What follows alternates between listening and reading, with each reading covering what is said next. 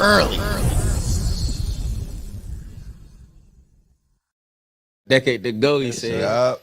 Okay, what it do, folks? We are officially we live. Are here. Friday Another the 13th. episode of early. Real Friday spooky. The 13th. Nah, that's crazy. It's definitely Shit. Friday. You know what I'm saying? We got Episode a special guest in the building, but before we let y'all know who the special guest is, man, we got a couple things. You know what I'm saying? If you're just joining us, you know what I'm saying, subscribe to our YouTube channel, the morning show. Just click the button. You know what I'm saying, brand new channel that we started up. We're not on It's Nation TV no more. We're on Early the Morning Show on YouTube. You know what I'm saying? So subscribe there.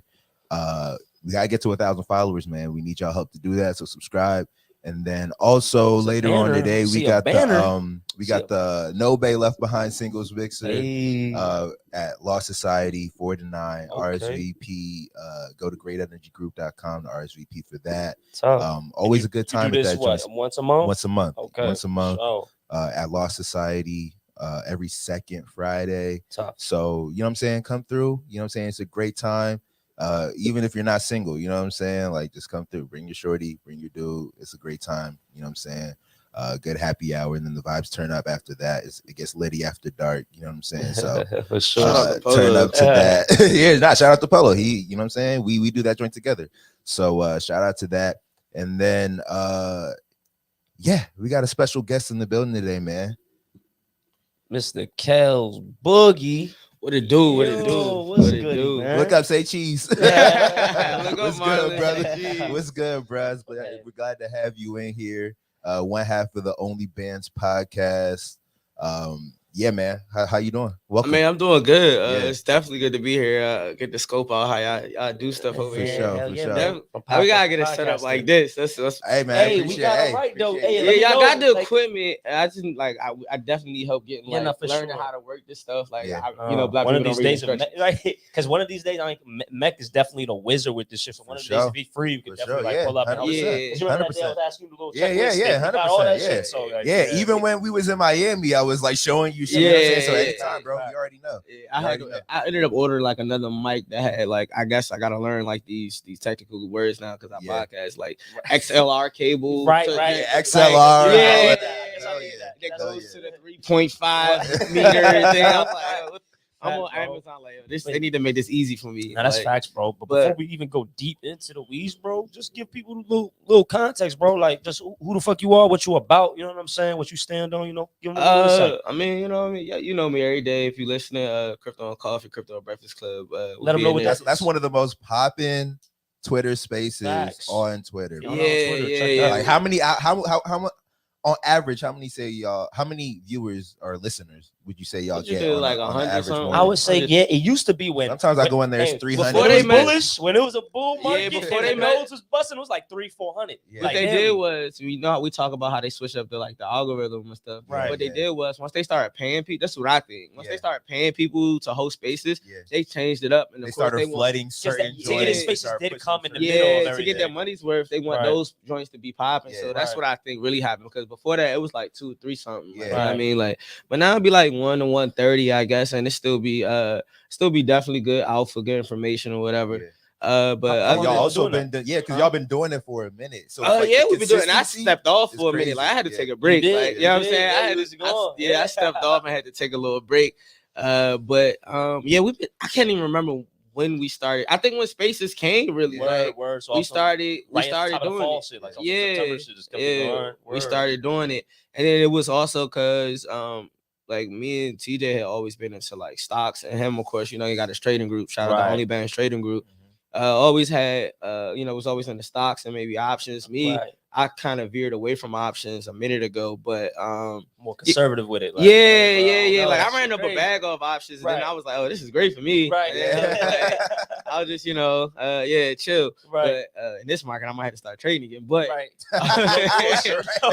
dust off the old laptop. I'm on KuCoin futures. I'm literally right now. Straight up. And then me and TJ was texting like, "Oh, it's crypto stuff, this, that, and the third." And then I had already kind of been buying kind of like mildly, because shout out to DeMarcus the Wizard or whatever. Had been buying or whatever. Then we just was like, all right, let's like get into crypto type stuff. Like, and then I was like, I think he might have got it to at first, but I had already been buying, not telling him. And then once he started getting into it, I was, man, I'm in it. I've been Yeah. here. So then, I mean, I guess that's how like really it started for real, and then it's just been, spaces ever since. Yeah, that's what's up. That's what's up. So we're gonna get into a lot of all the shit that's going on with the crypto market. We heard you're in the trucking and shit like that. So I do want to say because I had a DM yesterday, last week that said, like, what made you? I had to go to like the request DMs, them just them hidden joints because they be hidden joints, dog. Them joints can get spooky. It could be some just weird stuff, or it could be sometimes like a real person with a play, but it's scam. Yeah. All I see is like, buy my new NFT. Oh my buy my new NFT. Like motherfuckers be So somebody hit me. I was like, yo, what made you like leave your job and pursue like your own business? And I was like, whoa, buddy, I don't know what you. So what did he? That's a personal question. Take me out to dinner first. Like, that's but I was question? My thing was like, it's a good question. If that was the truth, I was like, I still have a job. Oh, you know okay. I mean? No, I still have it. Like, people do get it mixed construed. Like, I feel like anytime you're going to make a new money play, don't mean you gotta like abandon everything that you were doing before. Actually, that's not smart. Like, that's one thing. It kind of puts a lot of pressure on for that one thing to work in the moment that you're trying to. And I definitely want you to delve into it because I'm glad you even talked about that because I don't know. I guess from the outside looking in, everybody perceives shit differently. So it's like, yeah, you might see that I might have a lot of responsibilities within my shit. Like, yo, I still got bills. I still got shit to do. Like, shit, if I don't work, none of this shit work, So so even with spaces, like we were in that joint from 8 to like 9, 10 sometimes. Like I'm still like replying to emails, working stuff. Like if I'm on mute for a long time because I'm in a call for work, you know what I'm saying? So it's like, or if I'm mute, it's because like one of the drivers called me or something like that, or my pops need me to help do something, whatever. So it's like I don't want people to get misconstrued what's going on, like. And then when people find out, I technically help my dad run a business and work the 9 to 5 and do crypto coffee and podcast. Like, how do you do it? I don't know. Bro, that's actually I'm really interested to hear all that type of shit because I didn't know all of that about you. You know what I'm saying? I look at Twitter and I just, this nigga's on crypto and coffee. Right. So like that's interesting to know. And we're definitely going to dive into all that deeper. But this sound is amazing, by the way. You said the sound? The sound is amazing. The sound is crisp. It's very crisp. You know what I'm saying? It's amazing. Before we get into all that, bro, we got to take a pause real quick, bro. Like, you had a birthday yesterday, bro. Man, shout out to Bruke and his birthday, man. How old were you? 30? I'm 29. Okay. So last year, your 20s, bro. We got to do a quick, like, you know what I'm saying, a little reflection, a little like, how you feeling? How was the B-Day? You know what I'm saying? It was dope. Got shown a lot of love, I'm sure. 3:30. Yeah, the birthday was definitely dope. It's a birthday when you get the dreads be twisted. The day before, shout out Bria. She was like, cause she only do like the early appointments, but she like, yo, your birthday tomorrow. She's like, come through, man. I got you. It's lit. Got my shit. Yeah. So it was definitely good. It was chill. You know what I'm saying? I ain't do nothing too crazy, but at the same time too, I've been moving a lot in the past month anyway. So like now I'm just really like got the work. Yeah, I got the load. You know what I'm saying? I got a workload on me, so I'm just finishing that shit. But I'm just happy to be here, man. Happy to be here. Mad blessings on the way, mad play. So I want to just make sure I capitalize on that. Like that's my present to myself, capitalizing on the shit that I started and not getting caught up in the shit. Made a song on Wednesday. I went to the studio and that was also a present to myself. That was motherfucker. That was amazing. You know what I'm saying? It's probably gonna be a lit weekend as well too. Yeah. But yeah, man, it was dope. All right, that's fire to hear, man. And like from my vantage point, look like you had a fire year, and you definitely got a big year coming up as always. So man, happy birthday to you. Okay, so we gotta start where we gotta start though. It's just like let's run down some of this playoff talk. Okay. Kels, you been watching the playoffs? Yeah. Actually, what's your Philly just got eliminated in ugly fashion, kind of like motherfuckers. Stephen, I don't know if y'all peep Stephen A. This nigga was like, yo, something smells bad about Doc Rivers in Philly. Like, do y'all feel like he's gonna be gone or what? Yeah, bro. Like he's saying all that shit. I'm like, my nigga, like, well, what did he say specifically that got people thinking? He's trying to say something? No, they're just trying to say, like, look, Daryl Morey's in there. When he came in, that wasn't Doc's guy. Obviously, you got Dan Tony right there, assistant coach. So bro. Looking at Doc Rivers' track record, you always blowing 3-1 leads. We're about to just transition and D'Antoni to come up in here so we can unlock Harden and shit like that and whatever the fuck. And I'm like, yo, it's not even that deep, bro. Like, to be honest, Doc, good coach, all of that, respect. But my nigga, like, it is what it is, bro. Like, if they keep him, I'm not mad. If they let him go, I'm not mad. Like, bro, like, you gotta make changes. And I understand too. How long has he been there? What, 4 years? Maybe I think less, maybe even 3. Oh, okay. Yeah. I felt like I knew they was about to get sued because like it's like not the same Harden no more. Everybody talk about it. You peeped that though, like even before the trade, you already knew, like, bro. Did you think it was a good play when they made the move, or you was like, bro? I mean, I think when trades go down, it's all about how the season ends. To see who won in the trade. Right. You know what I mean? That's a big fact. Yeah, I mean, things got to play out a little. In that trade, like really nobody won. Like Brooklyn was a true 0-0. Yeah, like, nobody won. Brooklyn. You know what's funny? Everyone swore Philly won that trade because they got James Harden and Ben Simmons hasn't played. I did too. But who's to say that they lost because Ben Simmons still hasn't played? Like, bro, there's always a winner and a loser. You can say Philly won a little bit less, but like they got Ben Simmons and he hasn't done nothing. There's no look in sight of like when he's coming back. The thing with Harden is like I don't even know if he wanna hoop anymore, bro. Really? Like how you go from like just like putting up like 20 something shots a game to like that's different though. A matter of the effort, I feel you because it's like the fourth quarter. You're not putting jumpers up, bro. You shot 8 times the whole game. So it's like, hey, bro, you know your rep. I think they said one time in the second half or one time in the fourth quarter. Yeah, crazy. Yeah, and then in the fourth quarter, they said that he shot just as many times as like Ben Simmons or something. It was somebody who was hurt. The jokes came out. Yeah, it was like, yo, like, bro, how is that possible, bro? It was the same thing I felt with Kyrie, though. Like, in that series, when they got put out, it's like, how you let Curry, who's not Chef Curry, put up more shots. The other Curry. Yeah. The other Curry. That's his AKA. The other Curry. No disrespect. Little joke. You know, Seth is joking. Yeah, but Seth will do his things on any given night. He's a hooper. He's a hooper. I wouldn't want to play the nigga one-on-one, but I'm just saying, like, that's not his team. And how you not go out shooting. So, like, at least KD went out shooting that joint. Like, but, like, same thing with that game. But, I was mad the Suns didn't sweep last night. I couldn't. They gave too. Well, shit, they're way out the sweep, but they didn't close. It's time. Dallas won by like 25. Yo, that's 3-3 right now. 3-3. Game 7 coming on Sunday, probably. Damn. You know. I'm still trying to rock with the Suns, man. I know CP's your guy. Yeah. Oh, is he? I like CP. I'm not mad at that. I do too. I do too as a player, even though, like, you know, sometimes he be on some weird shit. But overall, CP's he gonna be a GOAT. But, bruh, that nigga snake bitten, bro. I don't know. The vibes just not. It don't look like happen for him. You know, bruh. This is already like, bro. The way I didn't even think this was about like Dallas. They got good potential on some future shit. I did not see this series getting to this point.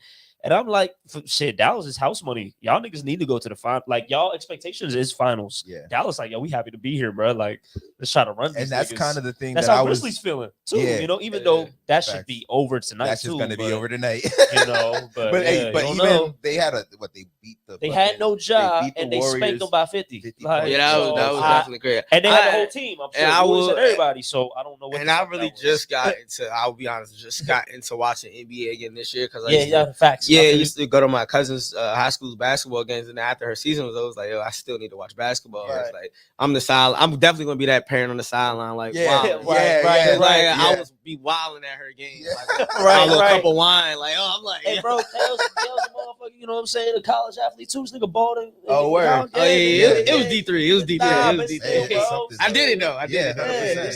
It's shit though. But I'm definitely gonna be that guy on the sideline. But I will say, with I guess Phoenix, I definitely want CP. I just want CP to get a ring. Yeah. And then like on the other side, like with John and them, like that young, I like watching that young boy play. Bro, I love when I'm watching like the next generation kind of like solidify. That'll make you feel old. I'm like, nah, cause that made me feel old. I mean, it makes me feel old, but like, I'm like, damn, who that young boy? Like 22. They were saying Luka was killing last night, and they were talking about how he's like 23 years old. Yeah, and like it kind of blew my mind. It's like something I forgot. It's like, damn, this nigga's 23 years old. You know what it be making me do? Like, I swear, this some real ballers life shit, bro. Like watching niggas like a John Moran and shit like that play. I'm like, damn, bro. you really making me want to go out and like do moves. Try some moves. I be like, literally, it's been a minute since I felt like, and you know, that's weird. Even saying that right now, that's like low key a subconscious thing, like where ball was for me, like a lot of this decade, like, cause look, high school ended, and obviously, boom, you know, niggas are balling, like LA Fitness, whatever, outside, whatever the fuck, you know what I'm saying? Loving this shit, but mad periods within these past 10 years where I was like, nigga, I'm not balling, like, I'm just not thinking about it. You just you doing life shit or whatever. And then, you know, when you get back into it, shit, sometimes when you be like, damn, I'm resting, I hate this shit. Nah, I done put years of my life to be a bum now. No, I was like, I can never be the bum. I just gotta sharpen the tool. I just gotta sharpen the tool. So now, and back in the day, it used to be Kobe Bryant YouTube highlight videos and watching like that shit to like geek me up. So like now when I watch like the real NBA, I ain't gonna lie, in the middle, like watching the hardest, the Durant, like I love to watch, but it ain't make me like, I gotta go try out some moves. Now I'm watching these young niggas. They watching Steph Curry. I'm seeing new because they doing shit. Let me shoot from back here. But I ain't gonna lie, bro. To be honest, Steph Curry was more so of a. If you was really playing ball, bro, he was just balling how niggas would ball outside. That's a fact. And I was like, he's doing this at the NBA. This is crazy. Nah, niggas would really pull up a 40. That was a fact. Real niggas like will pull up a 40. Especially, I don't know if this was just the area thing, but like definitely in the DMV area, like, like people bench shooting. You know what I'm saying? From that, like my boy was doing. Rest in peace to Will. Fuck cancer. But yeah, he went to Largo and he was pulling from like. He was doing that. We used to do it at the rec, but he used to do it in games. Like shit was crazy. Like that shit was crazy to look at. You know what I'm saying? You watching the games, high school games packed out, whatever. Shit going crazy, like how Curry doing it. Like when Curry started doing it, still like you said was crazy. Was at the league level, I was like, this is crazy. I've seen this game before. I've just never seen anybody do it at the professional level. That's why. Because they used to hug the line a little bit. Which is hard. Now that I feel like I remember. 100%. It's so funny, bro. I remember having an argument recently, kind of, where I was saying how. You know, well, somebody was saying how like Steph Curry kind of like ruined basketball. What? Oh yeah, you know what I'm saying? Because of that, and I was just like, dog, like, well, we kind of got there because people were saying like, you know, like Wayne ruined rap. And this was the argument that I was having. They were like, Wayne ruined rap, and I was like, that's like saying Steph Curry ruined basketball, but it's not that they ruined it. It's like they changed it. Hey, are you talking about Lil Wayne? No, I was talking. Yeah. Lil Wayne. He think Lil Wayne. Hey, trust me, this nigga think Lil Wayne to go. To me, Lil Wayne is the GOAT. You know what I'm saying? I'm just saying though, who was you around that said Lil Wayne? Nah, we was having. So I was actually having a conversation. I want to know this person. You tell him come outside. Nah. But because that's beside the point. The point is we was talking about. And this is my homie. Well, it was a bunch of us in the conversation, but one of my homies who was talking about how like he wasn't saying that Steph Curry ruined basketball, but he was like trying to look at it from that side, right? Because I was saying that argument is like saying Steph Curry ruined basketball because he changed it. It's not that he ruined it or like you can't. I don't look at it. I don't look at it like it's better or worse. I look at it like it's different. You know what I'm saying? I mean, to be honest, you can also have the argument is like you can make that makes him greater, right? And that's kind of why strictly off his skill set. Had to be like, it's like like I've changed the game. The people that come behind me now want to do this, and it's like usually the people that come before you hate when people change stuff. You know what I'm saying? They want to be like, no, like this is how it's done. It's the people that come behind you that will decide like whether you're onto something or not. You know what I'm saying? Because like the people that are used to whatever, they're not gonna want you to change it. They're gonna want it to stay in the way that they found success. You know what I'm saying? You got the Damian Lillards, the Trae Youngs, the Lucas, all these niggas shooting from deep, and it's like that's their MO. So it's like like Steph it's normalized. So in the same way with rap, I was like, yo, like Wayne made it so that all these people that are coming after him want to make the type of music that he makes. Like it's not a he made it worse or better. It's like, bro, I'm doing me, and now all y'all want to do me too. You know what I'm saying? So like that's transcendent. And shout out to Thug, right? Because it's like you see what branches off of that. Like, it keeps going. Like, you know Wayne, you ain't gonna have a Thug. You know? But look how many niggas. It's so many of them. Yeah, but even before we even drift to you didn't you were saying, well, so who you got like game about 7? What? Oh, game 7. Yeah, man. And what are you placing? Are you placing? Do you like the place? I'm gonna be honest with you. You know, game 7s. So I will probably do some player props. Okay. Because I can't. Because that's a game that I'll probably like. A game 7 is a game I'll probably watch. I'm not gonna say I can't bet on a game that I'm gonna watch, but like I can't be so emotionally invested. Okay. if I'm not like, I really only like to place bets on things that I'm sure about. You know what I'm saying? And to be honest with you, I didn't see Dallas making it this far. You know what I'm saying? So like, I could see them winning Game 7 because honestly, how they won Game 6, and JJ Redick was calling the game last night. He made a great point that literally every game that they faced, like in an elimination game, they won. You know what I'm saying? They were down 2-0. Niggas be knowing what they be like. JJ Redick be knowing, but like learn. Like I like a lot of niggas is just talking, just be talking, bro. Like like I said, Reggie Miller the other time. Like I'm like, yo, bro. I know you know, Hall of Famer. We know, Hall of Famer. I was telling him like, champion. Time, like Chris Webber, I'd be like, yo, bro, like shut up, bro. Just shut up. Just call the game, bro. Niggas be talking about stories and shit. But nah, bro, like for sure, JJ Redick. Nah, I fuck with JJ Redick, but he made a good point that I had took into consideration. JJ be doing, he be talking that shit. He be calling Stephen A. Out, like the last time they went viral, whatever. When I think that white other nigga, Mad with Dog, the white dude, he was saying Draymond should shut up and dribble. Yeah, type shit. JJ like checked him. I was like, and it's literally saying something like that. I was watching what you're saying. It was just crazy. You know what I'm saying? Like that's a crazy thing to say on TV. Knowingly did it because that was his man, and I was like, yo, bro, you what? Like that was. And then when JJ came, I was like, damn, bro. Well, somebody had to say it. Somebody got to say that was so funny. Big facts. That was so funny. Big facts. It was just crazy watching that, like, because I was watching it live, and I was like, wow, this is gonna be cringe. A moment. It felt cringe. It felt cringe when it happened. And then like get on Twitter like 20 minutes later, it's like 10,000 retweets. I was like, because he definitely got. Nobody's gonna let that shit slide. It was and he even back off it. He was like, that's what old people gonna do. That's what old people are gonna stand by what they think, bro. Like you're never gonna get like the fans. They pay the money. He said, quite frankly, I don't care about that. He said, I don't care about those people. He said, I appreciate they've been fans for 20 years, but I don't care about their opinion. Stephen A just was like literally just shaking his head. He's like, he's like, oh no, I know he didn't mean it like that. Yeah. You shouldn't say it. Big facts. So there's another joint, you know what I'm saying? Okay, so that joint, Warriors, I think the Warriors gonna take that joint. But the last joint is Milwaukee, Boston. Milwaukee got that joint. I been thought Milwaukee was gonna have it. Boston crumbled. Shout out Uni. I won one whole salon, couple little 0.5 Solana off a couple games. Yeah, shout out Grandma Cafe. Hand out Solana. Okay. We thought the Celtics would win a couple of those games. Niggas making bets in crypto. That's something I need to figure that out. People are just kind of like more willing to do it. I'm like, nigga, let's do it. Yeah, that's lit. I got this. All right, send me your wallet. Fuck. And Middleton might come through, man. Middleton, they said this is game. Oh, you got Bucks. Yeah.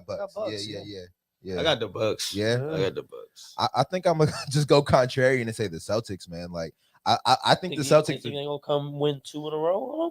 Yeah. Oh man, all right. They're down what? No, it's 3-3. It's 3-2. It's 3-2. Yeah. Oh, and it's going back to they're going to Boston. Yeah. Yeah. I think Boston wins at home, and then I think they can win in Milwaukee Game 7. Yeah. Oof, that's I think Boston is very tough. Like I think they fucked up. What are we going into the conference finals right now? They should have. They should have wrapped it up already, right? They should have been up. Yeah, they should be up. Yeah, won last game. But I don't know. So like Chris Middleton is supposed to come back for Game 6. Is that what you're saying? No, they're saying he's on. Oh, like it's possible. It's possibility. He's not like ruled out. Yeah. Okay. Well, if he comes back, that'll change things. But I like the Celtics in this series still. One of the things Drew that Holiday travels everywhere is great Drew defense. Holiday finally stepped the fuck up. You see how I didn't see it with my eyes, but I've heard about it. Nobody has not talked about Drew Holiday in the last couple minutes of that game. He wasn't nowhere to be seen before that shit. Yeah, I hear that. Okay, let's take a little commercial break, and we're gonna come back. We're gonna get into some more crypto stuff. We're gonna get into some. There's so much stuff going on. Yeah. He said we got commercials. He said, "Where am I?" He said, "Where am I?" He said, "Am I at NBC Studios?" You know, take commercial. Maybe we'll be right back. Make sure my vocals right. Make sure the beat right.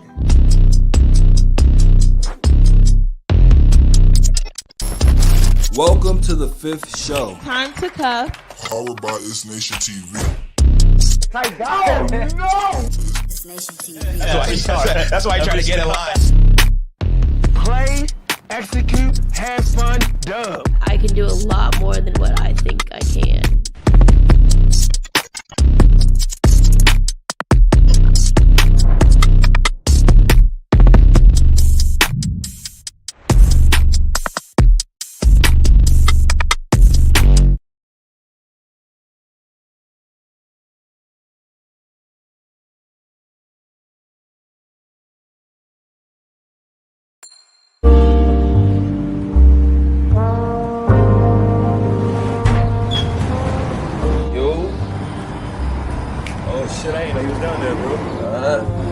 that virus and shit. You know, I know it's spreading, bro. It's spreading. You good though? Yeah, I'm good, man. I'm good. What you up to? Good? Shit, chilling, man. I see you got the big lens. Oh yeah, I had a shoot earlier. Went pretty well. This joint's pretty crispy, 1.8. So you already know how that go. Yeah, man. What's that trail? Oh, what's good, bro? Good. What's up with it, man? Everything good?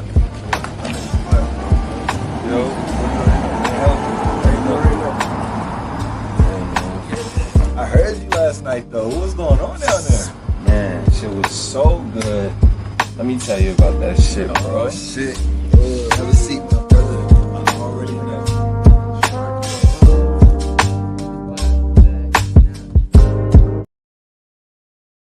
Hey, and we back. Okay, Man. we back. And we are back. We got Kell's in the building. Kell Boogie on Twitter. Yes, sir, Ski. Yes, sir. You know Kell Boogie _, all socials. All socials. Hey, man. full Kell viewing Boogie link. _ Y'all know what's up. Link in my bio. Yeah, man. So the talk of the town, I guess, like, and you can't get past or you can't get around what's going on in the crypto market right now. The Bears is out. It's a fucking The bloodbath. Bears is out. It's going to zero. It's going to zero, basically. Yo, like I'm getting on. I'm getting on the apps and looking at the market prices, and I'm just like, you know what I'm saying? What are these? Like, I mean, I'm not worried only because like I feel like I'm actually like kind of in a little weird way. I'm a little excited because it's like I've seen this before. Right. You know what I'm saying? Like I've seen this before, so I'm not scared, but like it is interesting to see like, oh, like how low can it go? Like it's really like limbo vibes. It's crazy because it's like, yo, Kells and Teach, they be funny as hell. I'm definitely definitely heard about Bitcoin 2012 and shit like that, but I really got my feet wet in 2017. Right. It was definitely that. It was definitely year 20. Hey, bro, and I ain't gonna tell you the way I seen my shit just go to very close to zero. You know what I'm saying? I'm so like numb to the point that this time around I definitely played it way better for myself. Yeah. And now that this shit is dipping, I'm like, aha. So this is how everybody motherfuckers get rich. This is how motherfuckers I'm looking at this not know, oh, please go up, please go up. I'm like, hey, if it goes to zero, it goes to zero. Yeah. I will be there. Yeah. I will be right there buying it all up. You know what I'm saying? So now it's a whole different perspective with this shit. But like, I'm just like, and now kind of like what you just said too, bro.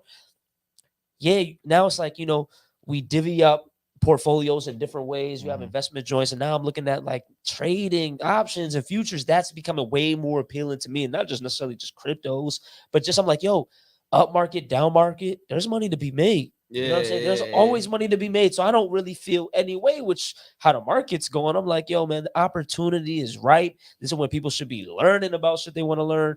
Like a lot of people getting into like IT coding and all this, like, yo, add value into this actual space. Like, yo, I think the future is bright. You know what I'm saying? But look, we've been going up for over a year, like almost 2 years, actually. Like, what do people expect? So I see, like, I think it was when I woke up today, it was like around 28, 29. I'm not sure. But I was thinking, because when I said if it broke past that 28.5 something, that's when that joint started like dipping a little bit. Like a few days ago. I thought we was too. Yeah. 26 actually. Yeah. I thought we was going to 18. Right. I thought we was going like 19 something. Right. But now, I mean, when I look at the chart and I like put my little support and resistance lines, that only made sense because last time we hit last time it was around 27, 26 or whatever, ended up coming from like 18 or 19K. Right. So I'm like, all right, this is what we headed. You know what I mean? But if it go back down to 19K, I wouldn't be surprised. Right. And then we like go back up. You know what I mean? Bounce off that. Right. So that's what I'm looking at when I look at my charts or whatever. So and like that is so crazy because even that like 1920K, that was the all-time high before that last bear market. Right. So it's like support. That's probably the strongest support. Like if everything crashed through, that shit would probably be brick right there. Like yo, it's the new support, you know what I'm saying? So it's interesting, bro. A lot of people getting ate up though in these markets, man. Nah, I ain't gonna hold you. It's uncomfortable. It's uncomfortable. Just to put it in context, I was buying like I stole mine because we use I use AVAX and Soul for different things, Right, you know that. right. So like I'll like buy something with AVAX or something like that, or use it to stake somewhere, do some shit, and then like I gotta re up on my AVAX. So I was buying AVAX at like $8,500. Right. AVAX is like 20, 30 phones right now. Jesus Christ. And I have a lot of AVAX, bro. So I'm looking at that shit like, yo, right. This was it's uncomfortable. It's uncomfortable you know, for sure. I definitely I think like if you look at like my portfolio, like I think I got the most in Bitcoin, of course, and then I got ETH.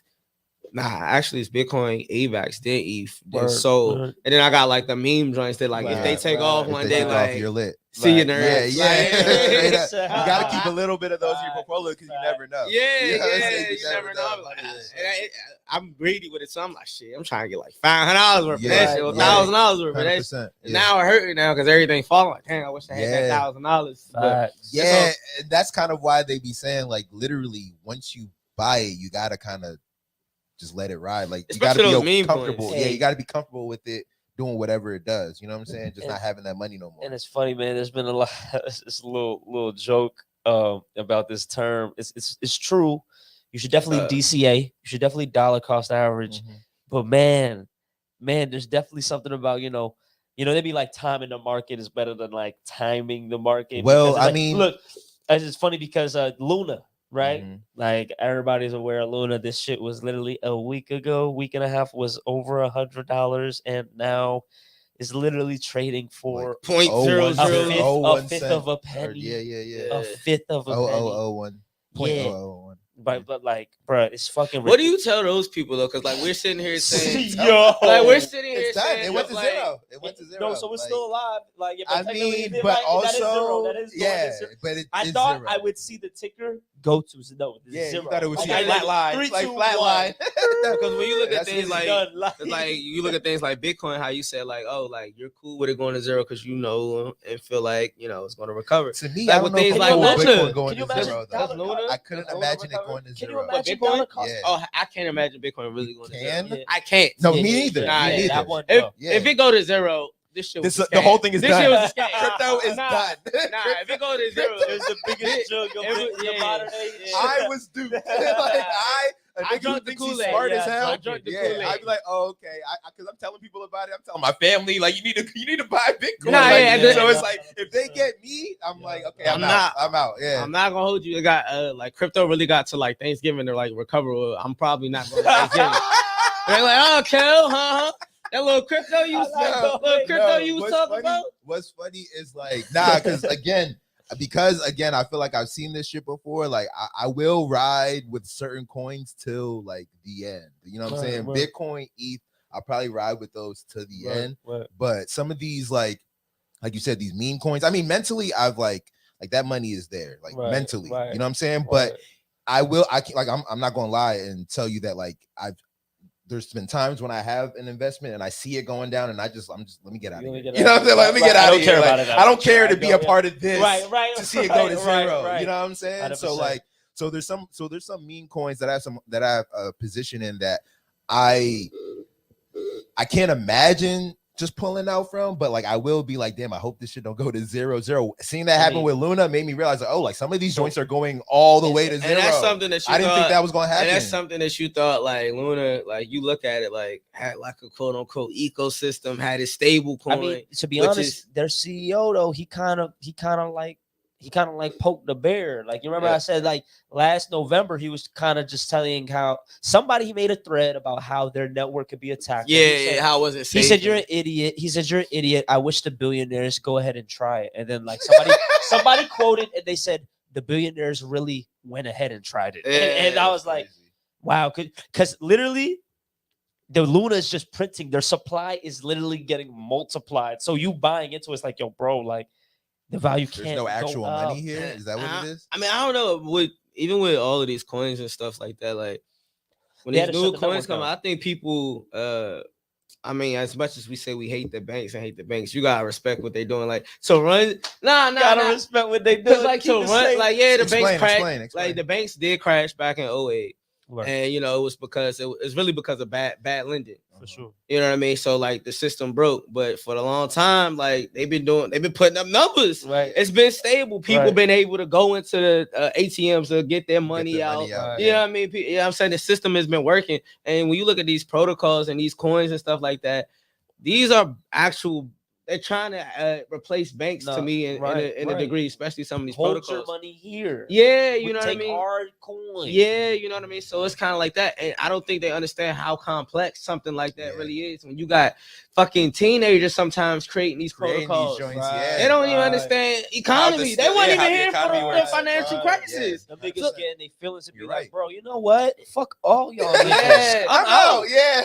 I'm out. Like, or even the people that's like the CEOs of Luna who like, what are these people's resumes really like? What is your background? Like, were you in banking? Like, what you're doing right now is here to replace banks. And I feel like you still need some type of knowledge, you know what I'm saying? Other than like saying, what you're trying to replace. Yeah, you know what I mean? Because it's really complex when you think about it. And they put out these tokenomics descriptions or whatever in their white papers and all that. And you read the shit and you be like, sounds good. Yeah, it sounds good. Because it's a utopia. And it's also theoretical. You were part of a vision. Tell me about time, bro. Because I know you was, bro. Like, let me know. Because I was on the outside of some. A lot of people told me about it. And I was like, damn, I want to fuck with it, but I just didn't get in it. But it was sweet for a minute. So tell me how that shit went. I know you was up in that. Yeah, here's the thing. That's you start. I started trying. I was already buying crypto, buying the coins or whatever. So like, that's when something comes along, Tom Wonderland or whatever, staking. Oh, yeah, I'm green because this is my first protocol. Right. 80,000 APY. Oh, fuck yes. Oh my God, that's amazing. Unreal. Unreal. It sounds unreal. That sounds unreal. This is amazing. To that point, bro, that's the shit I would see, and I'd be like, bro, that's a scam. But mad niggas that I trusted they, how they moved in the space was in it. And then I was like, bro, do y'all not see this it don't says seem thousands of percent APY? What's going on? But here's the thing. And then on top of that, that's when I learned you gotta be first. And like 3 months later, after I got rugged, it was like, oh, you realize that's when a whole bunch of protocols was getting rugged. You realize if you're first, you can get your money in there first 30 days. All right, boom, get out. That's what you got. That's how you got moving. Because after 2-3 months, the shit's probably gonna get rugged. And then on top of that, which what it was, the dev Danny was a docs dev, had, you know what I'm saying, worked in I think he was behind Osmosis. He was behind not that one. Okay. This dude Danny was behind Osmosis, had like Tom Wonderland was talking with AVAX trying to get like a partnership or some shit going.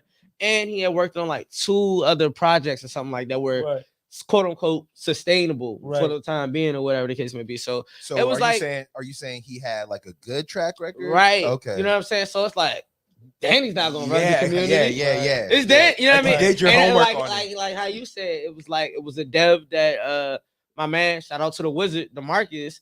He was like, nah, Danny, he was telling me all the stuff that he worked on, did in the space, and stuff that the wizard used before and stuff. So I'm like, all right, Danny, good people. Good folks. No. The dude, no one is above getting the dude Seafood ended up, I guess, like rugging it. He ended up rugging it, and come to find out, what made it rug really, I think, was when the news got about who Seafood was and like how he was a part of another rug in a project, and everybody just started questioning it. When all these questions started coming to all the people that Wells and everybody else started dumping, and then they got this thing where if it reaches a certain level, the what is it called? The treasury is supposed to come in and buy a whole bunch of tokens to prop it up. And like reading the white paper, this is foolproof. This is genius. The treasury never came. The treasury. I think they did come, but it just wasn't enough. It was like, what he say? What my boy Isaiah Thomas say? I met the requirement. But I didn't make it. I met the requirements. They didn't call That's me. literally what happened with Luna. There's so many memes that come to mind. Jadakiss, it's good, but it's not enough. I'm weak. Oh nah, bro. Man. So fuck Danny. In this space, he could be susceptible to those kind of things. But also too, like when you're really trying to like make bread. That's why they say you gotta take risks. You know what I'm saying, bro? And like crypto is full of marketers, bro. Yeah, man. It's full of marketers, bro. Every market is full of marketers. You know yeah, what I'm but just like, even like that's like step back and just think about it. Like I said, this whole tokenomics word is becoming a buzzword to me. So it's like whenever you say tokenomics, scam, you're trying to appeal to something. You're trying to appeal to real shit, like or something. Bro, no, like all right, that means that's something I gotta get in a month and get out 30 days or It's whatever. like, get your bread and get out. Like community, we talk about that shit all the time. Buzzword. We all gonna make it. I don't even see that hashtag no more. Wag me. We all. I mean, I don't even see that shit no more. So crypto full of like marketers. There's definitely people want to say like the banks are predatory to some degree. But it's people in the crypto space. People in the crypto space is definitely like predatory. I mean, especially right now, because like you're gonna have those people who are gonna try to take advantage of these new people who are coming into it, bro. Like think about how people are getting introduced to crypto. They're getting introduced like there's a money-making opportunity for you. Anytime somebody comes into something like, oh, this is a money-making opportunity, they're usually a little bit more susceptible to being played because like somebody comes in with like, well, here it is. Like here's one, you know what I'm saying? Here's how I made so much money. And that's going back to like how we were talking about how we all do like multiple things for bread. It's like sometimes you have these people on the internet that will make you believe that they got all their money in this way. Right. They got their money in another way. You know what I'm saying? And they're showing the money in this industry and making it look like they came up and you need to listen to them so you can come up off that or in that way too. And that's another way that people get got. You know what I'm saying? Shout out Philly. Shout out Philly. We got comments on the live. Oh yeah. Shout out to people that's commented. If you hear, you know what I'm saying, definitely subscribe to the channel. Just I say shout out to my niggas Bruke and Kell Boogie, man. Real niggas, smart niggas. Yeah, that's a fact. And that kind of makes me wonder too, because like I feel like, you know, the economy is in a very weird place right now. You know what I'm saying? Like weird, i.e. bad. Like, about to be in a recession. So you know what I'm saying? You're in trucking. How has one of the most vital jobs, bro? Because I be seeing shit like there's not enough truck drivers. I be seeing shit like places like things aren't. Truck drivers getting held up. Like how's that industry been? If you Google like just Google truck driver shortage. Yeah, it's been one. They've been saying it's a truck driver shortage since like forever. 2015. Oh, okay. You know what I mean? But and it is, and the gap just like the wealth gap just keeps increasing. Yeah. You know what I mean? So it's one of the things. But like when we were straight, especially when the pandemic hit, a lot of trucking companies, a lot of big trucking companies like went out of business, and it just goes to prove that just like when the pandemic hit, people like after that 2 or 3 months, people were struggling. Right. Like some of your favorite businesses are like 2 to 3 months away from you know getting put out too. Yeah, you know what I mean? If you're not managing the money right, or if you just happen to have a high overhead business, which trucking is. And some of these people that was like transporting cars to like car shows and stuff like that. And when you say high overhead business, you're saying basically there's a lot of cost, like there's a lot of everything. Just to run it regularly. Yeah, like one truck, like especially over the road. Well, like I just focus on what I do, which is ours is local. So like one truck will probably get you between like 6 to 8K probably a week or whatever. And those sound like I tell somebody that's the selling point sometimes to people. Like you tell people that they like you can make 8,000. Oh my god, I can make $7,000 a week. Yeah. So like you know what I'm saying, when you do the math, of course you gotta pay your driver. You know what I'm saying? This is just operating expenses. You gotta pay the driver, you gotta pay your fuel, any tolls, any breakdowns and stuff that you have. If you pop a tire, tires ain't cheap. And then when you just take that, all right, now that's the operating expenses. Now when you look at the overhead, if you're a brand new business for fixed costs, your truck note probably like $2,200 a month. Your insurance, your new company probably like $2 a month. So you get spanked like that. I'm saying that's just fixed costs. So it's like like just think about that 1 week if your truck's down, like especially if you want to come into it as an investor. I just tell people to be wary of it and have a good plan and have some money saved up for times like that. Because if say like if you wanted to buy the truck and you wanted Bruke to drive the joint, say like Bruke quit on you, you can't drive. Yeah. So I gotta find somebody. Yeah, but it's just not operational until I find somebody. But your fixed costs off $1, you know, you got your truck note, which is like 25, and then you got your insurance, which is 2,000. So 4,500 already. With no money coming in. No money coming in. You know what I'm saying? That's a little spooky for you. Yeah, but like the truck industry in general, during the pandemic, numbers was rising as far as what shippers and brokers was willing to pay to pay people that was doing like over the road stuff. Amazon was paying well at one point. They was paying like probably like $4 something a mile, $4.50 a mile, something like that in trucking.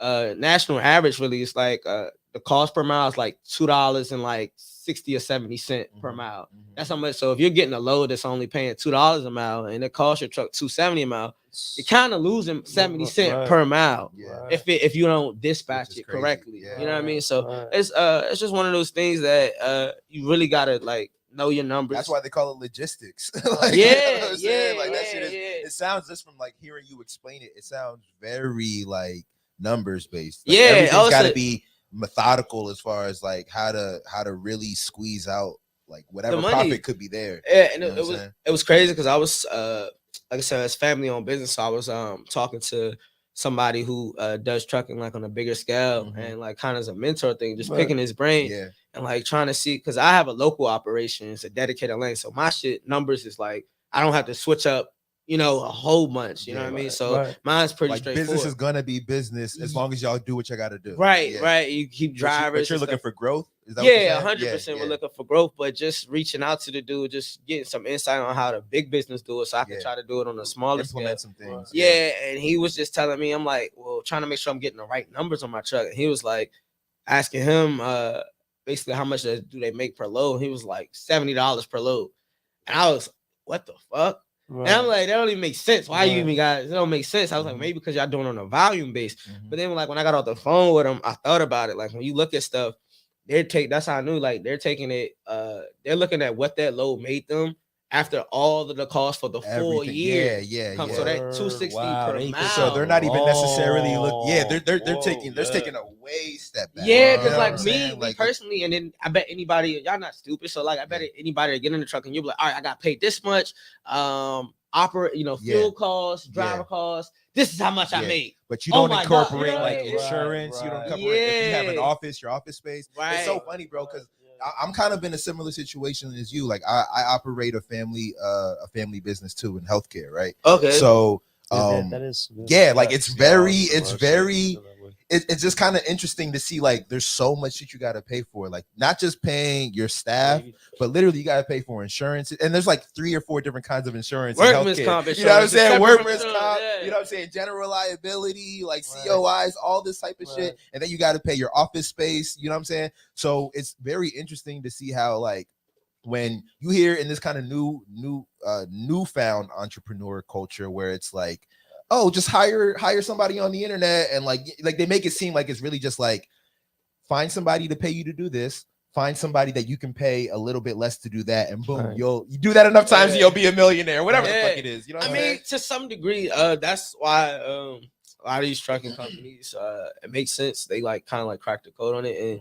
And one of the problems when we say it's a truck driver shortage, some of it got to do with how the industry treats the drivers. I hear a lot about that. It's how a lot of it has to do with that, and like sometimes they'll sell them on, like it's a company that I'm aware of that they'll say a guy say like you want to be kind of like quote unquote, everybody wants to be their own boss now. So say like, all right, you want to be an owner operator, which is you own your own truck or whatever. Right. So we the company have trucks and trailers, and we're like, all right, you could be an owner operator, but just come drive for us and you lease the truck from us, and then one day we'll hand these keys over to you and it'll all be yours.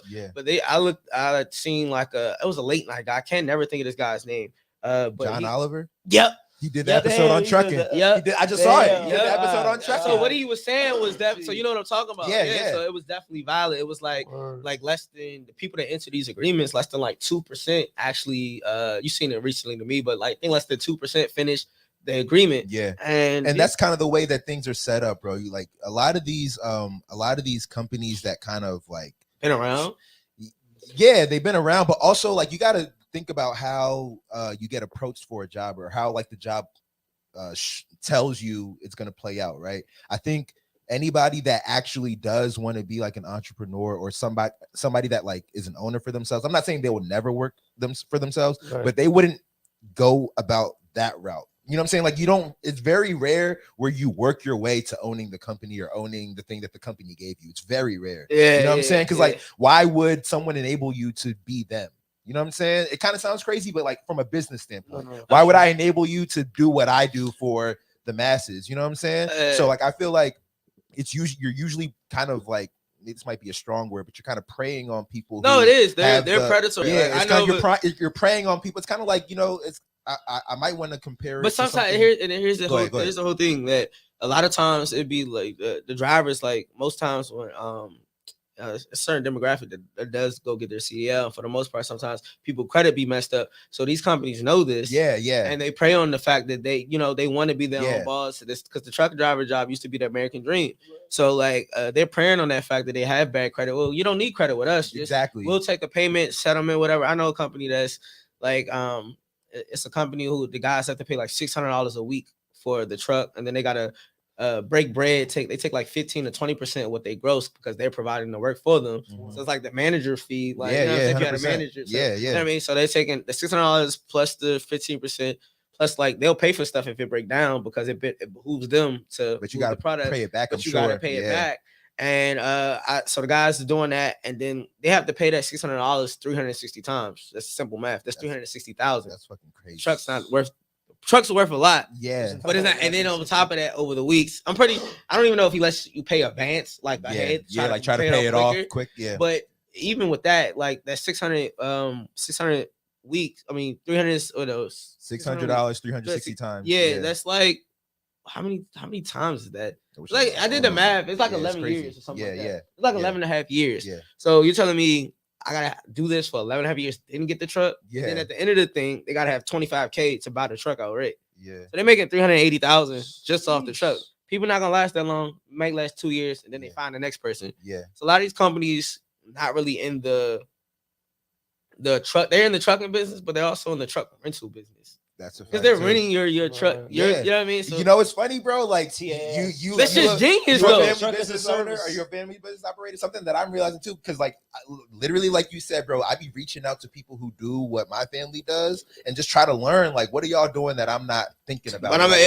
How do the companies that do this on a national level think about certain things, right? And it's very interesting because like.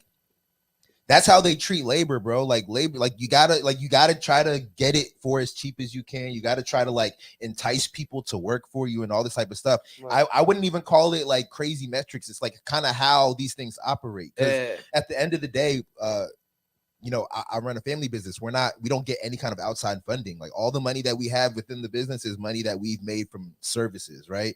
Whereas like hospitals, like we're kind of in competition with hospitals, right? Like we hire nurses, they hire nurses. They've been trying to like pay nurses double to like stay, because like during the pandemic and during COVID, nurses were leaving because like, you know what I'm saying, hospitals were like working them like crazy. So now you got people like paying double, you know what I'm saying, allowing you to, you know, like traveling nurses is a big thing. You know what I'm saying? They'll pay you like 3 times. You see a travel nurse, she's getting a bag, or he's getting a bag. Follow a travel nurse on Instagram. I swear to God, they live in life. You're gonna think they're drug dealers. That's the new like American dream. You know what I'm saying? You're gonna think they're drug dealers. The thing about that is like these big companies will always have funding. So like it's not like they have to make. I mean, they're gonna make that money in other ways, but it's like. The thing that I was getting at is that like these businesses diversify how they make money. You know 100%. And like for even with us, like I do want to have, I mean, from a business perspective, it does make sense to have the owner. A lot of times people fleets, it'll be like a few company trucks and their owner operators, because it does make sense. If you got guys that do actually have their truck and want to own their own truck or whatever, like you just provide the work for them and you just take a cut from it, because not everybody running a trucker business, as you know, running a business, it's you got to be HR, you got to be marketing, 100%. That's like you got contractor shit. Like, you got to be a finance, you got to do all of that stuff. Everything. So like as a truck driver, and you got to worry about working on your truck sometime, making sure that's straight. So like from a standpoint like me, as our growth goes, I want to be able to be like, all right, well, we'll provide the trail and provide the work, and we'll take a percentage and everything. Like you do like a 15% or 20%, and you guys take everything else. I don't want to have anything to do with the kind of like the lease agreement. I just feel like that's even if I did do one, it'll be way more fair than what the one I described to you as, because a lot of times, like in that video, the the people were getting their statements and they're like, yo, I owe money. Yeah. You know what I'm saying? Motherfuckers go to get their I didn't- paycheck imagine, and it's like negative. bro. And You know that's what I'm saying? saying. Imagine with truck drivers, imagine Damn. imagine you working 60, 70 hours a week. Yeah, and that's the and thing. you owe the company. It's not even like a part-time gig. It's like, bro, like these motherfuckers are working all the time. Like, you know what I'm saying? Motherfuckers You're away from driving your family. overnight. Right. That's crazy. You're not getting paid for being away from your family. You're over the road. You're getting paid to drive, but yeah, that downtime you have, you're still away from home, from your kids. I You think know what I'm saying? I think one of the most important things about Hotel, having like a city. job with like that kind of stable income is the ability to, you know what I'm saying, have something for your future. And it's not even that, because like, let alone not being able to pay for, you know what I'm saying, your life right now. But most jobs, the benefit is like being able to make something that's substantial enough to pay your bills now and then put something a little bit away. Yeah, for, you know yeah. what I'm saying, when you have to retire or just for later. And, you know, it doesn't present that opportunity. But I also think like that's the way our economy is right now. It's so hard to, one, make enough money to pay what people deem is fair. You know what I'm saying? Like, I feel like, Especially with inflation. yeah, like people want to be paid. Like, don't get me wrong, I want to be paid the maximum amount that I can be. You know what I'm saying, for anything that I do. But like, I think, you know, it's kind of we're getting to a point where people are just saying like, oh, I want to be paid this, or because like this is what the cost of living is. And it's like, yo, like coming from a small business mindset, it's like, dog, like we don't even make that, you know what I'm saying? Like, or this is what we make. You know what I'm saying? We want us to make this and then just give it to you. You know what I'm saying? So it's like this whole operation will be shut down. You know what I'm saying? Nobody has a job. You know I'm taking all the risk here, and you just want me exactly. I need to make something. Exactly. But like, I mean, with ours, like we got 2 trucks or whatever, so I just make sure, and my dad does dispatch for a company too, so it's like I just make sure his salary good. I pay for my Uber, like I get some money for my Ubers, and like little baby said, whatever I want to buy later, like I'm just like trying to work towards like something good, because he did put me through school, you know what I'm saying, with doing this, so it was like it's only right that.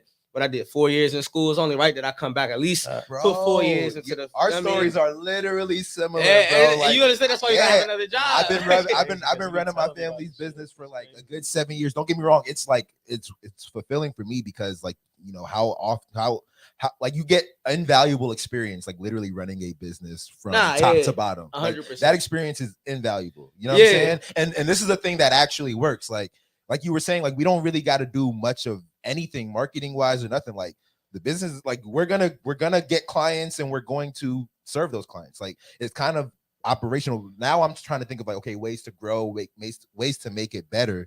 But even in that, I was like, yo, like I'm here because I feel indebted to my folks. Like this business kind of like provided, because we've been in business for like 15, 16 years, like a long time. You know what I'm saying? So it's like this whole shit provided everything for my family. I feel like I gotta give back. Don't you, know feel what I'm like don't you both feel like y'all both in the position now where it's like y'all that integral to what? And that's the thing. Like now too, I actually know what I'm doing. Yeah, you know what I'm saying. Like nobody there can do what I do. Before I got out of town, I gotta make sure like I'm on payroll. I got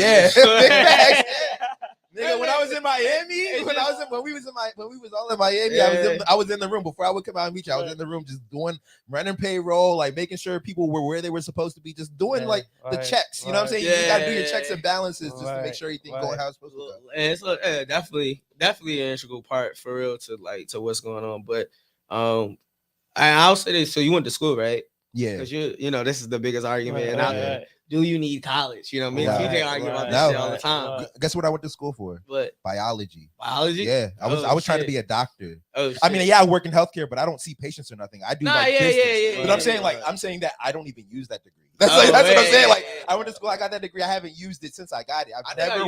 I've never worked like in that field. I've pretty much always worked in business or something for myself since I've been out of school. So I've never used that degree. What about you? I mean, I think mine was definitely like, because I'm sure you had to like teach yourself certain things about business, everything. So like every year, so like actually, I wish I went to school for business. So like that's what so it's like for me coming into it, like a balance sheet. I know what this means. Like, okay, you know, like book, like because I reviewed the books, like you know what I mean. So like, oh no, this doesn't. But we have a bookkeeper, but I'm like, oh no, this goes here. I want to see it this way. I want to see what this truck does. I want to see what dispatch brings. You went to business school? Yeah. Oh, okay. So like a lot of this stuff like definitely helps to like put me like.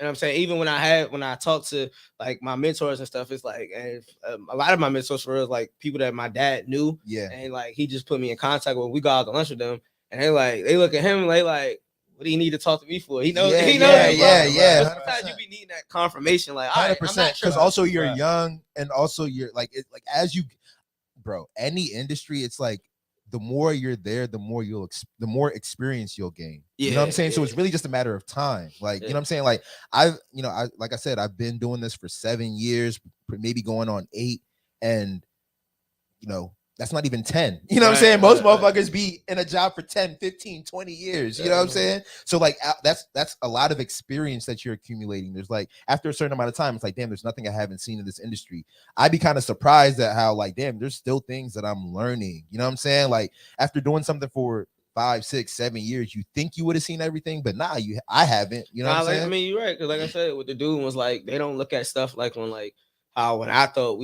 how you should look at the income, like just do it off that. They like, why would, you know what I mean? Maybe sense. They never saw it that way. Maybe they never. I didn't know shit about balance sheets or nothing until I started having to like provide these things to the accountant. You know what I'm saying?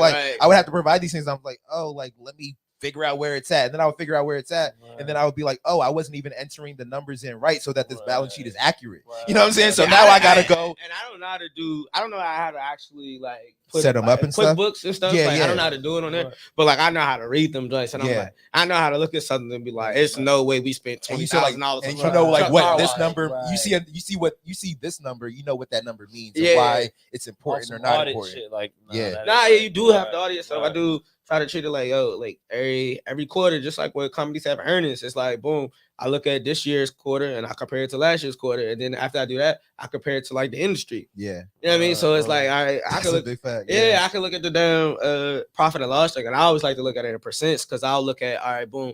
If you Google it right now, they'll say like the average fuel cost for a trucking company is like 15% or 20%. I'll look at ours, be like, all right, ours is 17. You know what I mean? Yeah. We're all right. We're not crazy. The average cost of a driver is 30%. I'll look at ours. Ours is like 35, 36. I'm like, why is that? Why is it higher? I'm a smaller company. Sometimes smaller companies gotta pay more because you don't have all the bells and whistles like a bigger company. So like this, like trucking business definitely just been like a journey and like you know what I'm saying? It's definitely times like I wake up, man, fuck this shit. I got a degree. I don't need none of this. I got a degree. I could go make. I could be making buku money elsewhere, bro. Like straight up.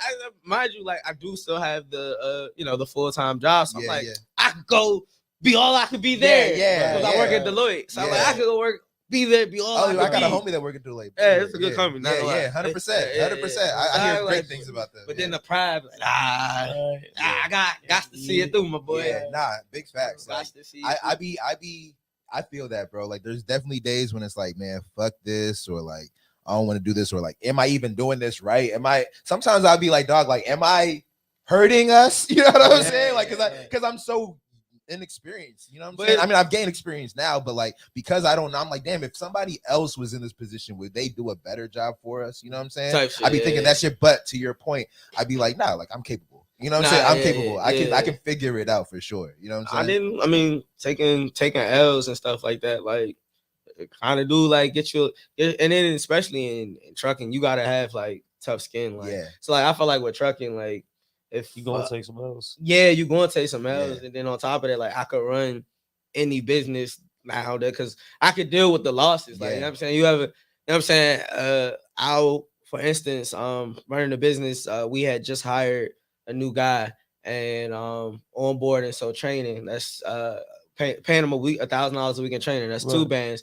Paying the guy that's training, I think we paid him like extra $300 for the week. That's $2,600. And then it just so happened to be like, you still got to pay that driver that's training him his full salary for the week, and then you got to pay. And this guy hasn't even started. And it's all in a month, yet. right? This guy, you got a truck sitting. That's costing you like hiring and firing costs. When you look at it like that, that truck is sitting, so it really should be making you between, whatever your numbers are, like $8,000 a week or whatever your numbers are. Over the road guys is $10,000. So that truck is sitting. So it's really costing you money, but it's sitting. And then you gotta make sure your employees still getting paid. My dad, so make sure he get his check every week. The other driver already said so. I'm roughly right now, you looking at like 20-something, 30-something bands already. Including the 2 weeks the truck was sitting. That's like I said, depending on what your number is, say it's 16. It's like around 30-something thousand just in like 2 weeks. You know what I mean? That's just 2 weeks. And then on top of that, you got your fuel costs. what I'm saying? Fuel's been high as hell. Yeah. So you got the fuel cost. Hey. So those 2 weeks. This nigga Kim said, "What's good? You hiring, nigga?" Who said that? This nigga Kim, man. So bro, it's just shit gets spooky. Shit gets spooky out there. And then they look back, and then our truck broke down that week. Damn. So we had to rent a truck too, right? Yeah, had to repair. That was like 4 or 5 bands. Yeah. And then we had to rent one. So because we just hired a guy, you don't want him sitting at home. Yeah. So we had to. That was like $2,600 a week. Yeah. So we was really losing money that week. It's crazy. It's like $50K. Sometimes you gotta lose money to make money.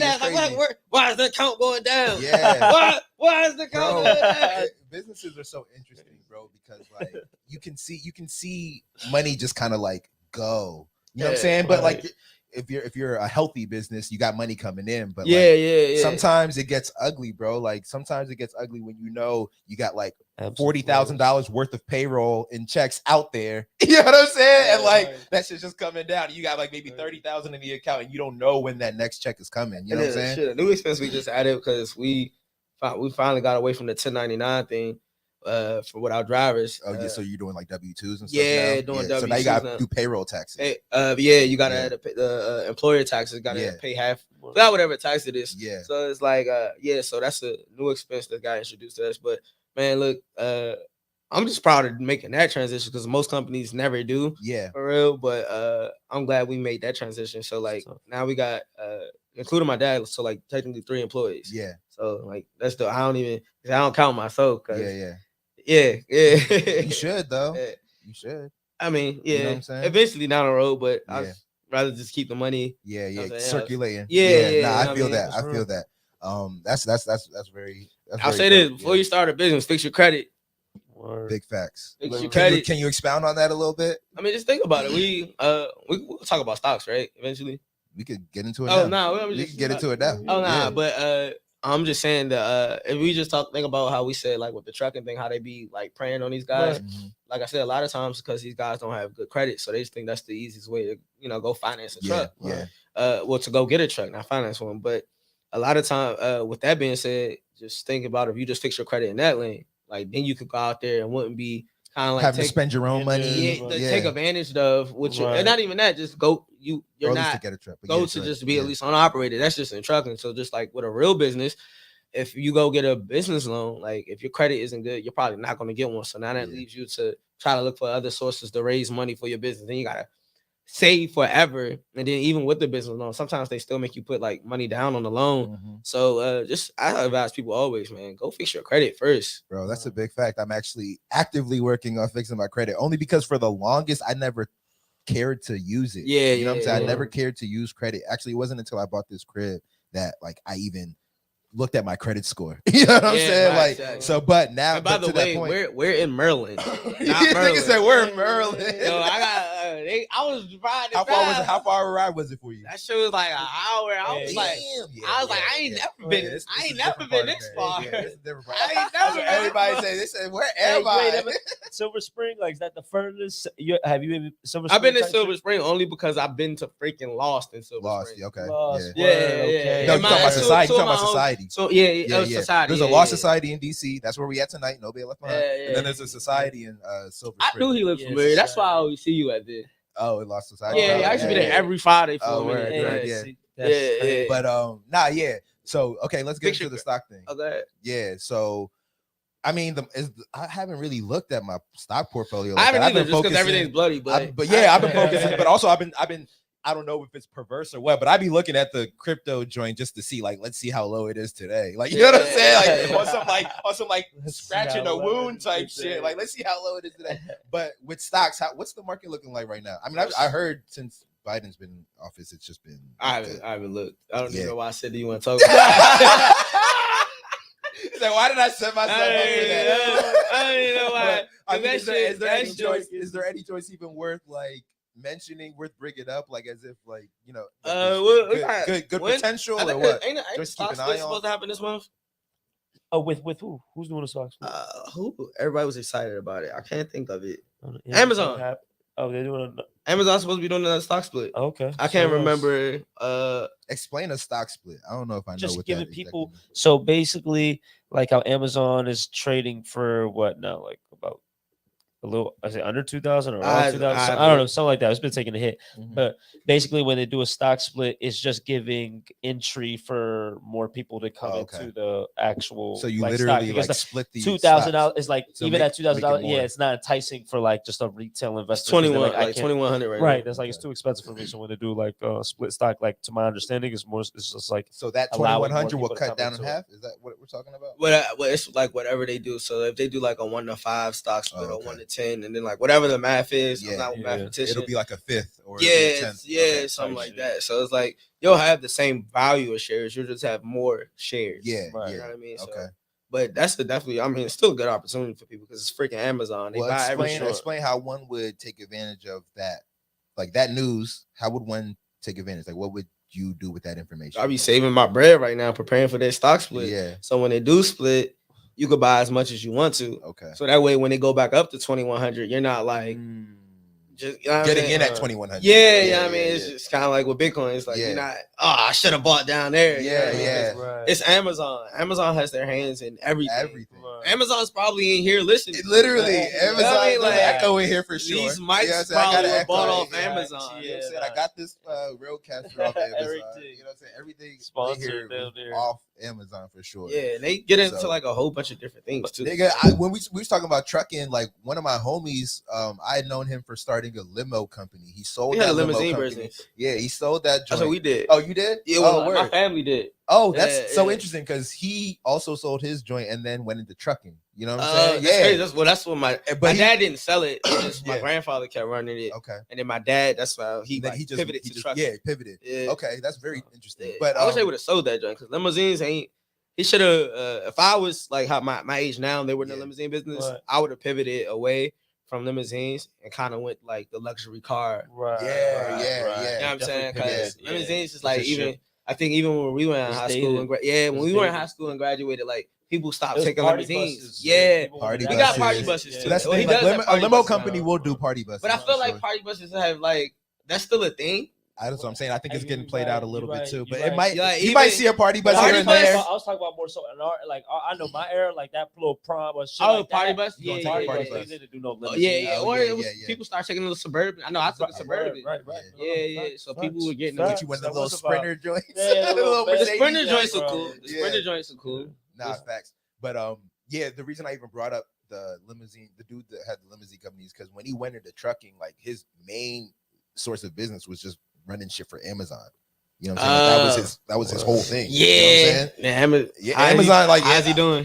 I mean, I haven't talked to him in maybe a year, but like he was just getting into it and he was like excited about it. I'll love to see where they are now. I'll love for you to hit them up and what's the read on Amazon in the industry? Because I do know somebody that actually one dude, he got his fleet up to like 10 trucks probably in like 2 or 3 years. So some crazy amount of time, because at the time when Amazon, what they was offering you like freight partners, and it was like giving you enough work that especially in trucking or any business, if you got enough work and you know what I'm saying, the money coming in, you can do whatever you want. You can go build and scale really quickly. Yeah. But it's also a downside to scaling really quickly. Like you're not prepared for this growth internally sometime.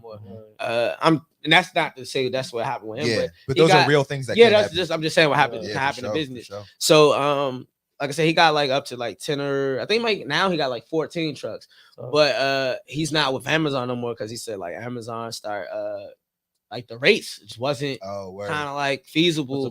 Like he's losing money doing that stuff. So and then on top of that, I did hear with Amazon, they have a safety score with their carriers, and they're real like strict on there. So like if you start messing up, then like they probably gonna start giving you them horrible rates and stuff. So like it's basically like a incentive program. Like, all right, if your drivers are great, then we'll probably pay you a little bit better than what we paying them other guys over there. And at the same token, it's like you kind of can't, that you can't control 10 guys. You can't if you know what I mean. If you got like duplicate yourself, everything runs smoothly. But guys, you can't control what other people do. You know what I'm saying? Like you can only tell them how things go and hope that they, act accordingly and abide by that. And I think that is interesting because like Amazon seems to be that kind of company that would have that kind of model of like, we control everything.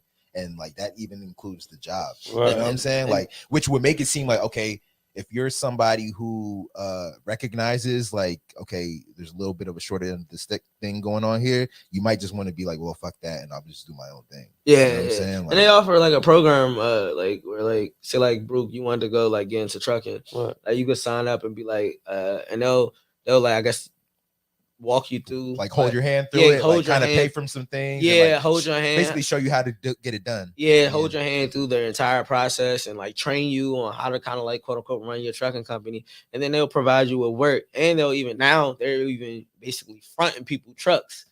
So like you don't have to have a truck. Like the Uber. That's like the Uber when Uber was basically giving people cars. Yeah, to drive so for like them, they're doing that and saying like you're gonna be like you'll probably gross like between $500 to $1 million or something like it's some number if you like look it up. Yeah. But even to that point, it's like it's kind of like with those lease things.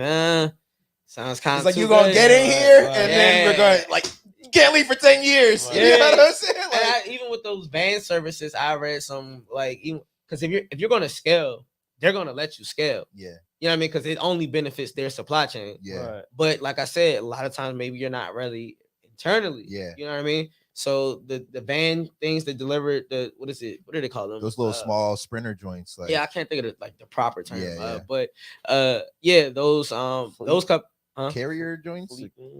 I'm mad. I can't think of it either. Saying it's not gonna bring it back. I'm so mad. Or guessing it's not gonna bring it. Yeah, it's not. But I seen like an article or whatever, and they was kind of like this guy who was doing it.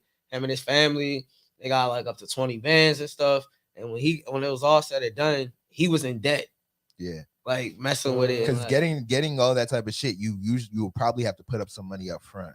You know, hoping that you get it. Well, Amazon, I don't think they make you put up nothing. Though. Oh, really? So how did he end up in debt? Yeah, he owed them for something that he didn't owe. Well, when he wanted to get out because he had all these vans, he's paying all these expenses. Got drivers hitting stuff. It's all these constant repairs, this, that, and the third. Right. And then when it was all said and done, and he wanted to get out, Amazon basically took a appraisal of like the fleet that they gave him, and they was like, oh well, you owe us for this. And when they gave him the bill, he was like.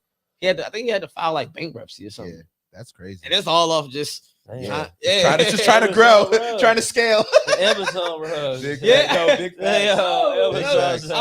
was crazy. I was thinking about that when we was talking about the truck, even the lease. I was like, companies be out here rugging. They do. Just like these protocols. It's funny because it even reminds me. This is the last, I guess, example I'll give about it. But like, it kind of reminds me of in the sports betting world. Like, if you try to like sign up for like a new sports book. They'll do that like, oh, you bet $5, we'll give you $100 worth of bets or something like that.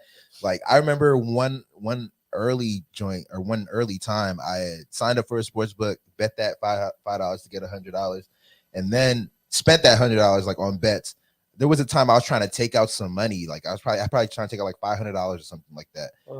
And they were like, you know, before you make your first withdrawal, because you accepted that promo, you have to like place like $2,000 worth of bets before you can withdraw anything. Right. You know what I'm saying? So I was like, like where this was like you gotta read the fine print type vibes. That's basically what they were telling me. I was like, what? No, it wasn't even 2,000 because 2,000 isn't even that much. Like, that's a crazy. I probably spent way more than 2,000 at this point, but it was like 15. It was like something crazy. Like it was something like, yo, like y'all want me to live here, spending bets. Like y'all want me to y'all want me to like be betting here like with my life. I'm like, dog, like that's crazy. Like how did I miss that? How did like everybody that takes this promo is doing that? You know what I'm saying? Like it didn't sound right, but that's what these joints do. They entice you with this promo. Say, then on the back end, that's a big facts. In the back end, somebody had asked. Somebody said I'm trying to get paid in Bitcoin for driving. I have cashed out my driver like a portion of his check in Bitcoin before, so technically I do pay in Bitcoin. Yeah, that's so technically we do, right? That's what we're thinking. That's technically, yeah. We definitely have paid him in Bitcoin. I bet when he looking at it now, he like.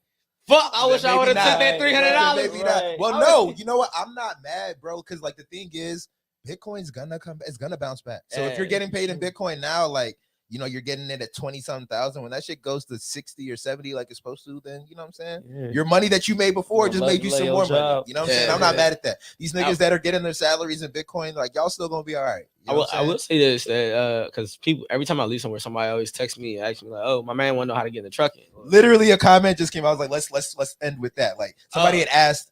How like where's the trucking course? Or how do I get into trucking? So I'm actually working on one, but my whole thing with courses is I always Like if I wanted to, I probably could have started one like a year ago, something like that. Like I've been in it for almost. All right, then where can I find the application to start? You could but now tell your story. Tell your story. That's Kim X. I'm not. Tell your story.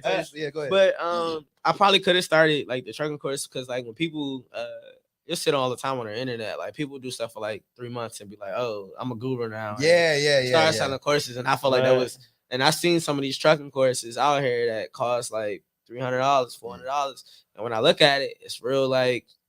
I have this information. It's Googleable information. Like they're just in PDFs. Like one of them, they I know for put sure. together for you.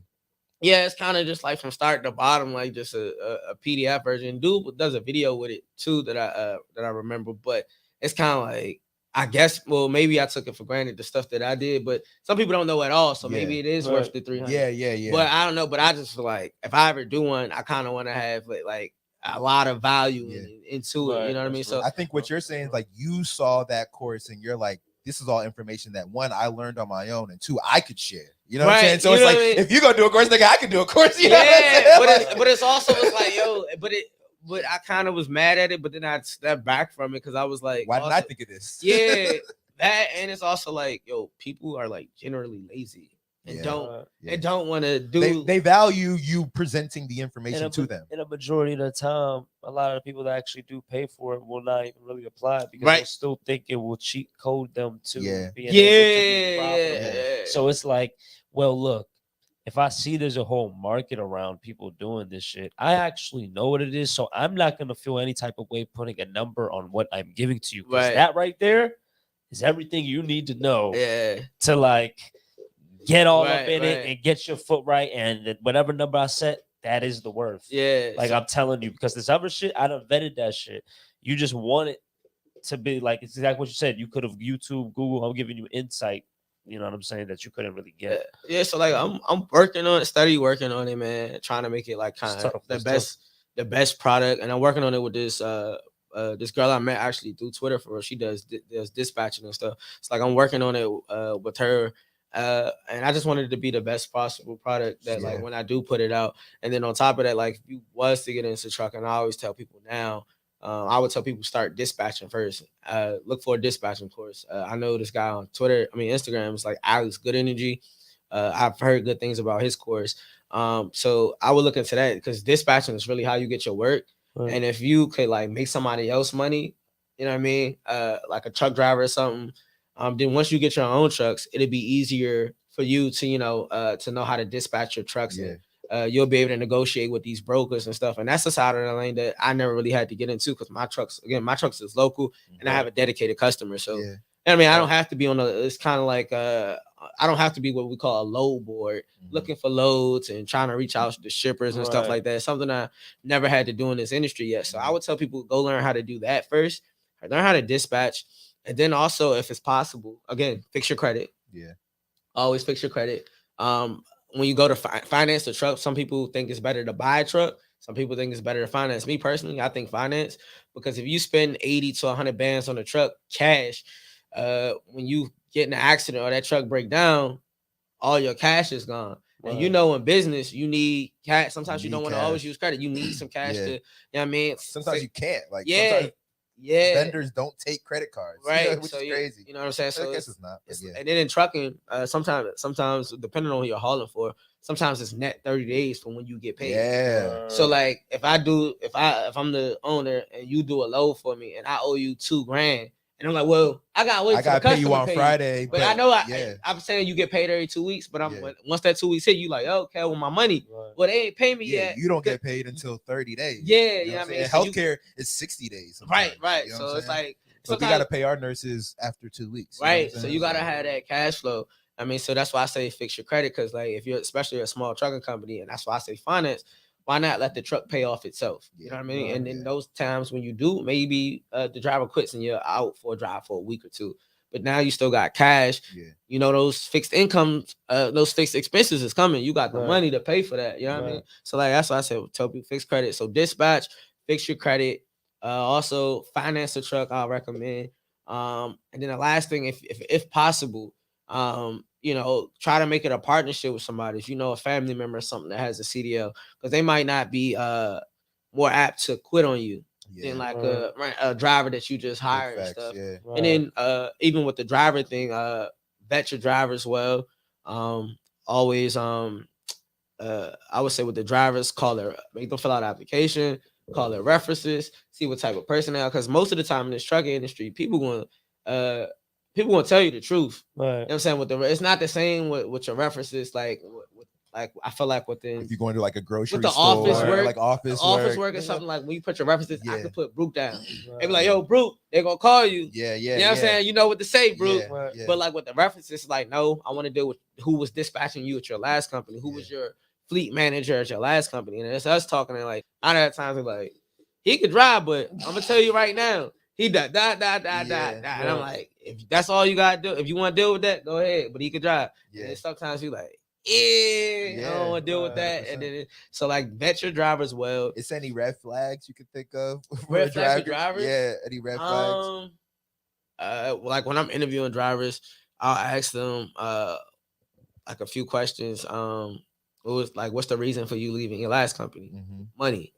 All right, so boom. So I know even if you come here, it's more money than what they were paying you. But if somebody comes off at some point, it's not going to be enough. Yeah, if somebody's offering you 25 cents more than what I'm offering you, you're like, yo, they paying this over more there. Money. Yeah, they said more money. So that's a red flag. It's like you gotta go into that knowing. Another one would be if they job hopped a lot. You know what I mean? So like, and then I'll ask like, oh, I can see you was here these different places. Why? I listen to the story, but then I'm also gonna verify with the references. Yeah. So yo, you smack. Yeah, But and that's like all I guess. Yeah. Folks, fix your what I said. What's that? Get good credit. Fix your credit. Be hip to like dispatching, right? Yeah, dispatch first. Yeah. Fix your credit. Yeah. Vet your drivers. Get a mentor. Talk to somebody. Everybody has a family. Everybody has a family member that was a truck driver. Everybody. So talk to them, you know what I'm saying, a little bit about the industry or whatever. Try to even kind of bring them on board to like maybe even talk to the drivers. You know what I'm saying? Because drivers respect drivers for the most part. They're gonna look at you and be like, oh, you a pencil pusher. Yeah. You ain't out here driving. Oh my God. You said pencil pusher. I don't know about this life. Yeah, I mean, so in your comfy little office. You ever get behind the wheel? Nah, I don't. So that's how. You gotta be licensed for that though. It's not just anybody can do that. You gotta like go to courses. So that's how I know. Like, so that's how I know. That's how they look at it. And that's why they probably are a band of brothers. They went through the same course together. 100%. And it's something to respect. Like, yo, you gotta understand. They're driving. Our guys do like probably like 11 to 12-hour days. Yeah. You know what I'm saying? Monday through Friday. On the road in a big dumbass truck. That's crazy. And it's local work, so they dealing with a lot, and they still trying to have a personal life. So like, you gotta respect the drivers. That's drivers. That's why I say with those just definitely gotta treat your drivers well. Try to, you know what I'm saying, be there for them as much as possible. 100%. So I think those are like the main things without going too crazy. Into it. I'll just say dispatch first, fix your credit. I can't stress fix your credit enough. The driver, get a driver vetting process. Get a mentor. Buy my course when I release it. Big facts. That part. Buy my course when I release. Listen to the OnlyBands podcast. All that stuff. It's that. You'll be on the road in no time. Right. And it's not gonna be easy. Yeah, big you know what I'm saying? It's not gonna be easy. Stack the money for real, because when the rainy days come in trucking, just like the pandemic, everything. You know what I'm saying? Just stock. Like any investment, like with real estate. It's like for your first people's first rental property, they say like the first year, I guess, you're not really supposed to spend that money. You're supposed to save it, and you're supposed to work it in your for rainy days and stuff. If you don't have a tenant in it or something like that, and it's supposed to be worked in your rate a little bit too.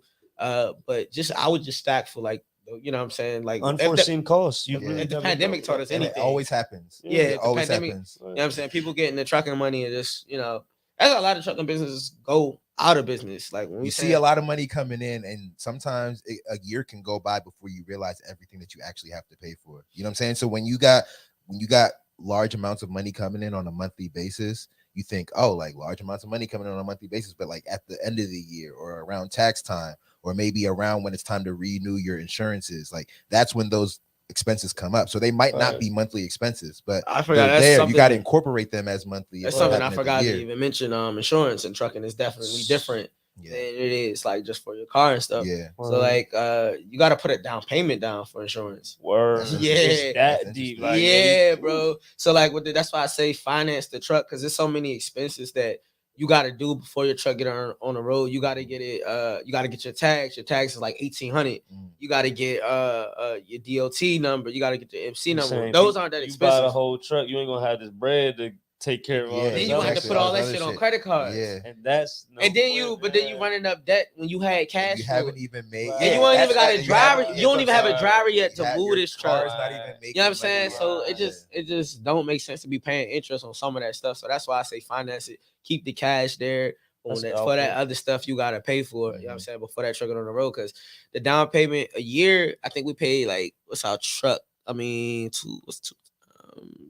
I think our truck insurance for like one truck, if you be getting brand new into it, it's probably gonna be like between 25 to 30,000 a year for your insurance, because you'll be a new company. It's gonna be like 2 bands a month, 2 times 12 is 24. It's like 24 to 30,000 depending on your credit. Again, sometimes your insurance kind of they're gonna run your credit. So it's like 24 to 30 bands.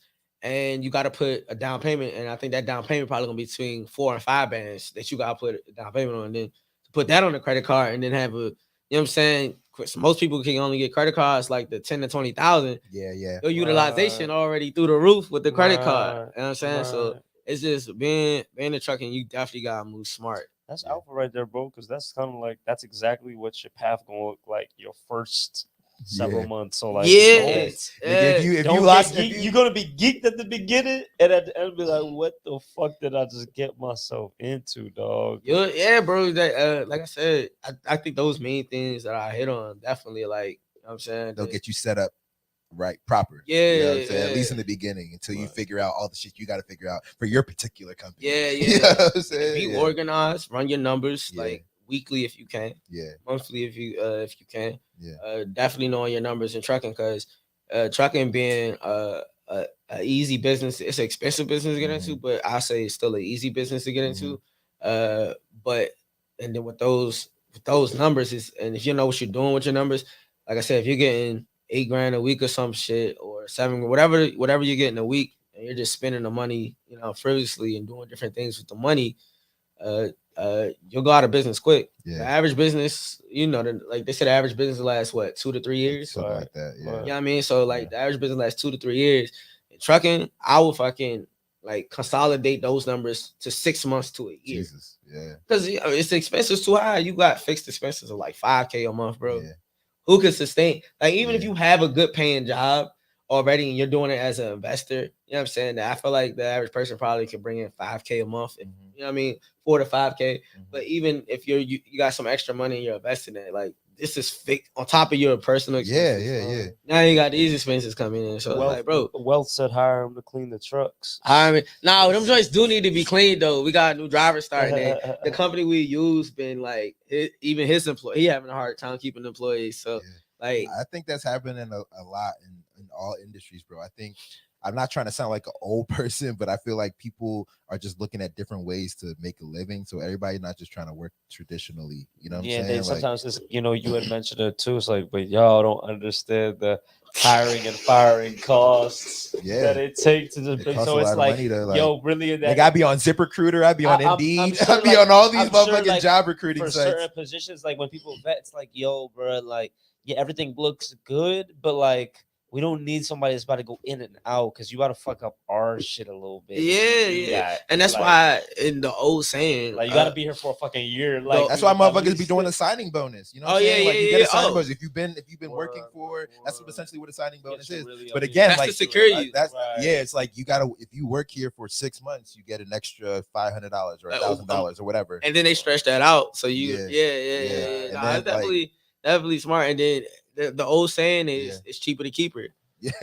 Facts. You know what I'm saying? Facts. So like, even with the employees, it's cheaper to keep them. Employee retention. That's a big thing. It's definitely sometimes if they're not asking. Now again, if you're asking for something crazy, I'm like, it just doesn't make logical sense for me to do this at all. Like, all right, I'll just have to eat this and eat the hiring and firing costs. But for the most part, if it's something reasonable, the company might be willing to do it. But even to your point, you're saying like people are looking for different things. So like for you, you work in the family business. Do you also have another job? I don't have another job, but I have another. I got like, you know what I'm saying, my production business. So I make videos, I produce podcasts. Okay. All these things I do for money. You know what I'm saying? So I have other means of making money. I got a clothing line that I, you know what I'm saying? Every so it's not like a huge thing, but every so often it'll get sales. That'll boost me. You know what I'm saying? Throwing these parties at Law Society, I get something from that. For some, I was just saying from my perspective, like with the whole like I kind of see both sides. Mm-hmm. So like I'm kind of like helping run a business. And and then you're also that kind of person that's like, oh, you are an employee. Oh yeah, I'm an employee of I'm an employee of Deloitte. Yeah. I work at, you know what I mean? Yeah. So it's like I'd be like, nah, y'all not treating me right. Yeah. Y'all not treating me right. I'd be like, get more money or I'm out of here. Yeah. No, I feel that. But I'd be like, and at the same token, I'd be like, wait, Kell. Like, I be trying to go about. Yeah. Like, I make sure when I do it, like last time I did negotiate a salary, like I make sure I had like did all of my research. Yeah. Like I made sure what I was saying. You know what I mean? I made sure it wasn't just, yo, I'm giving me my money. Point, though, like all companies aren't created equal. Again, like we're talking about, we operate small businesses. We fund ourselves. Like the money that we have in the bank is based on money that we've gotten for service or for products. You know what I'm saying? Whereas like a company like Deloitte, that's a humongous company. It's they did publicly traded. They did great numbers during the pandemic. They probably do. There's probably publicly traded. Like if they're not publicly traded, but they did great. Oh, they did great. They sent out the numbers and stuff for just your sector though that you're in. I'm like, yo, I was looking at this. I'm like, yo, so they got so the thing is like the point that I'm making is that like these humongous companies, they operate differently than some small companies. You know what I'm saying? Because like, to your point, like I've been an employee for sure, so I know what it's like to be on the other end, and that's why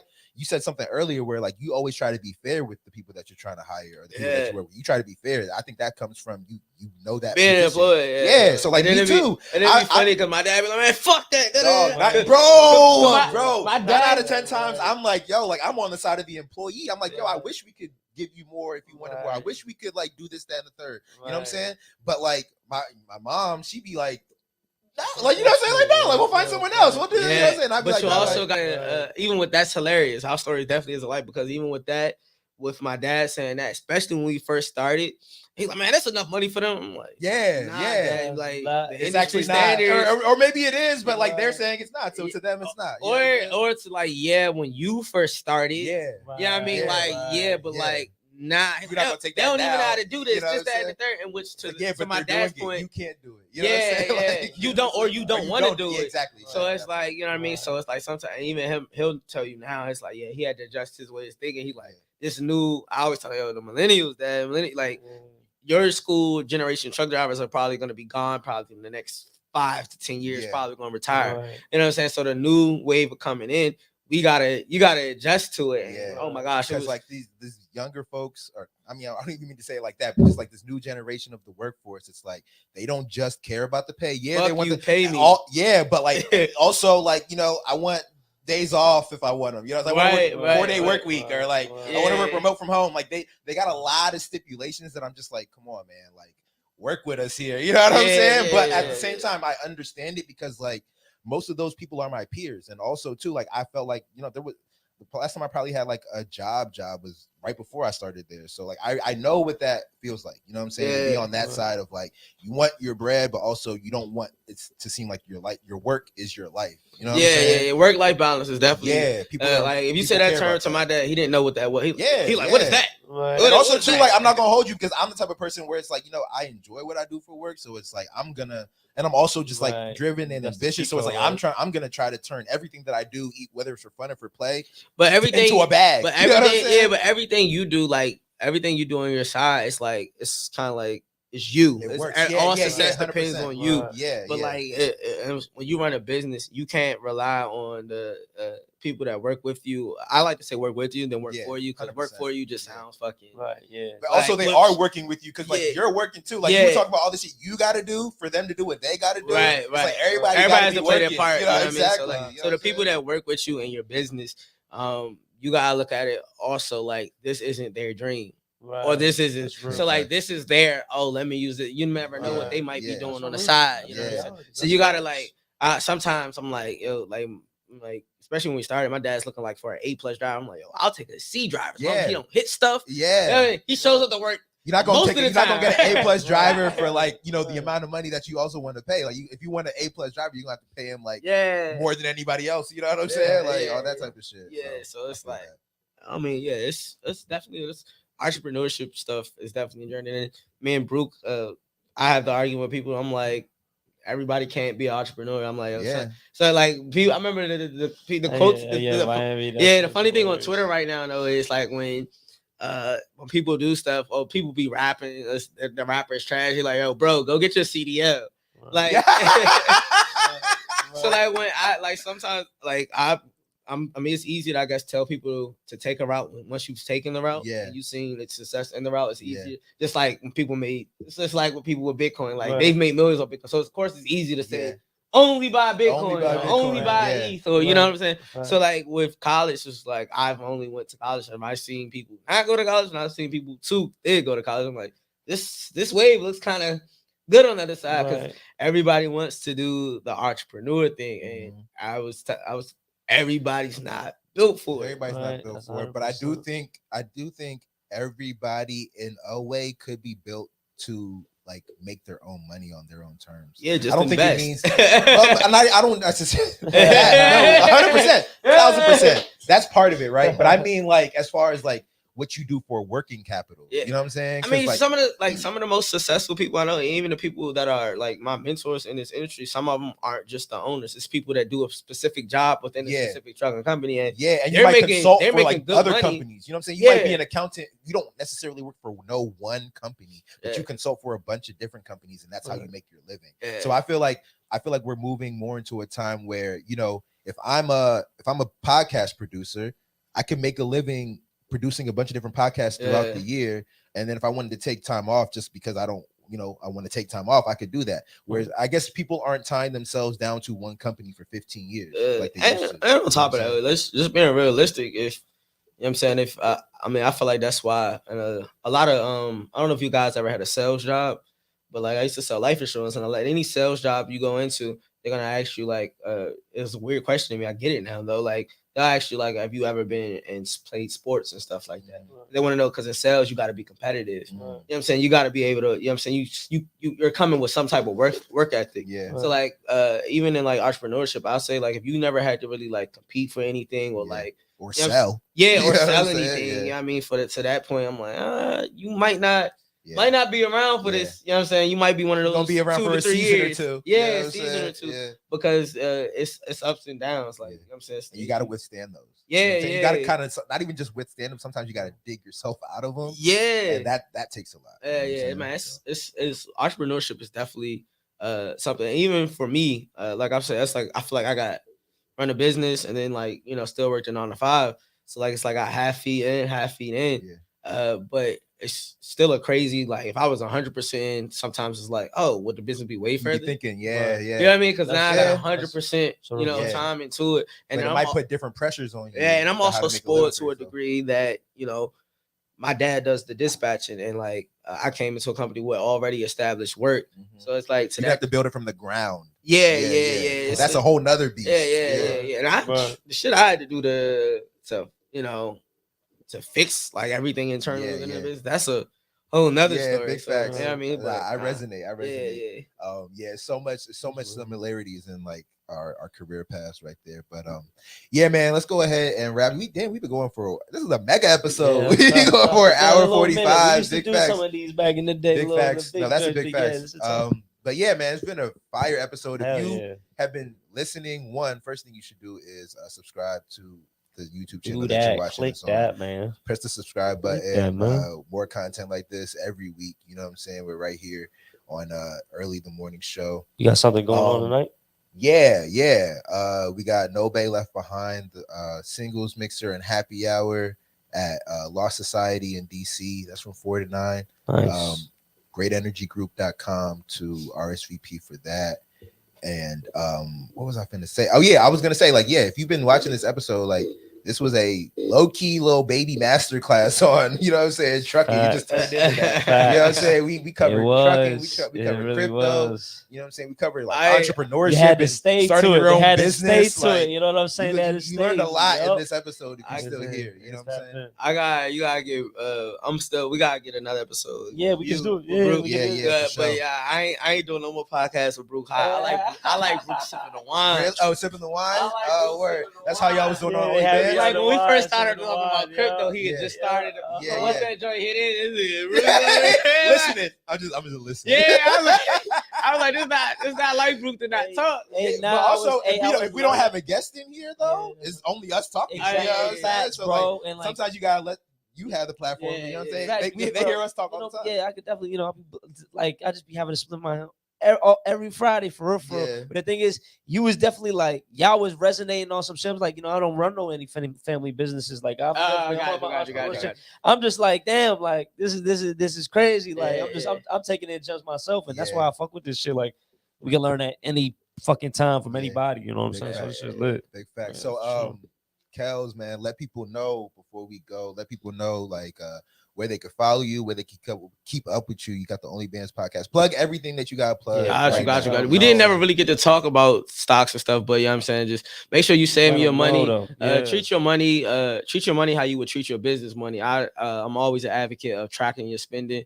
Like you're running a Fortune 500 business. I advise people all the time, download the Mint app so you could link it to all your accounts, link it to your bank account, link it to all of that. And it shows you like your net worth and stuff like now. So it's like, it's a dope app, and you'll see like, I spent $500 here on food last month. I could cut back the spending, because people always say they don't have the money to invest.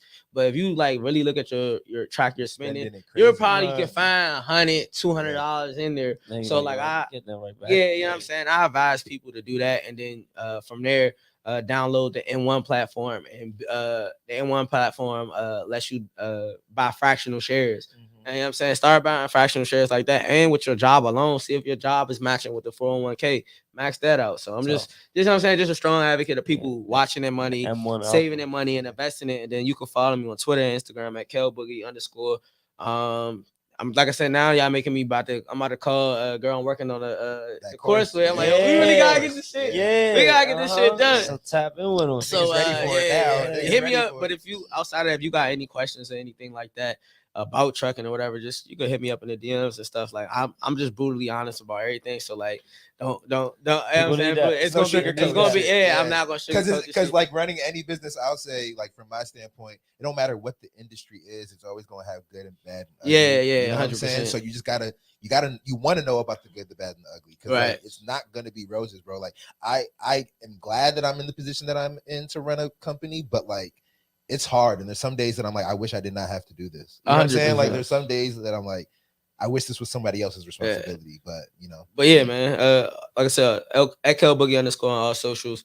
Be sure to follow OnlyBands podcast. How could I forget? Yes, you know what I'm saying? Go tune in to us, me and my boys, TJ Stocks and Crypto. Yes, sir. We talk about stocks heavily, crypto heavily, have different entrepreneurs on there. We done had real estate agent, one of the top real estate agents in the DMV area. We done had fitness coaches on there. We done had crypto gurus on there. Shout out Uni. We done had Uni on there. We done had my boy Wealth, who's like has an NFT project out. Shout out them soldiers. Shout out them blockchain soldiers. Shout out Grandma's Cafe. Shout out to Crypto and Breakfast Club gang. Shout out to everybody. Gang. No gang affiliation for real though. Man, free Freedom boys. Big facts, man. And we are gonna be back next Friday. Brooke, you got anything going on? Yeah, more the same. Happy birthday again! We got are you going to Lost today? Man. I'm celebrate that birthday.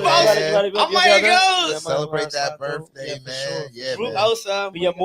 But more the same this weekend. Fucking I gotta shoot tomorrow, but just doing some editing and shit like that. But spontaneous living. Okay. So, whatever. All right, boy got the freshman. Man, with that being said, man, we'll catch y'all next week. Appreciate everybody tuning in. And yeah, man, we're gonna see y'all next week. Happy betting this weekend if you've been on NBA, man. Early.